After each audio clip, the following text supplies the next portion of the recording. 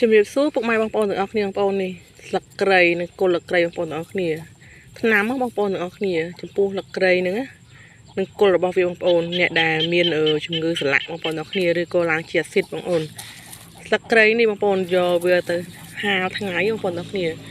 ឬក៏បងប្អូនចង់ដាំស្រស់ក៏បានដែរប៉ុន្តែបើសិនជាយើងហាលគឺវាអត់សូវធំក្លិនអញ្ចឹងបងប្អូនទាំងអស់គ្នា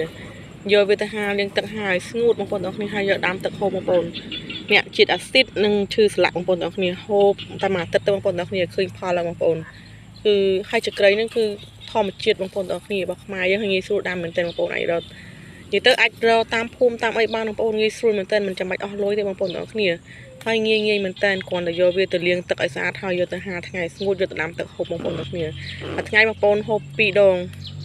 និយាយទៅហូបកាន់តែច្រើនកាន់តែល្អបងប្អូនទាំងគ្នាវាមានប៉ះពាល់សុខភាពឲ្យបងប្អូនជាលក្ខណៈធម្មជាតិអញ្ចឹងបងប្អូនទាំងគ្នានេះបងប្អូននេះនឹងកាត់តែស្លឹកវាទៅក៏បានឬមួយក៏ហាន់ទាំងគល់វាក៏បានបងប្អូនទាំងគ្នាខ្ញុំធ្លាប់ធ្វើឲ្យបងប្អូនទាំងគ្នាបានហូបបងប្អូនអញ្ចឹងហើយគឺខ្ញុំចង់ចែករំលែកអញ្ចឹងបងប្អូនទាំងគ្នាអរគុណច្រើនសម្រាប់ការតាមដានទស្សនាវីដេអូ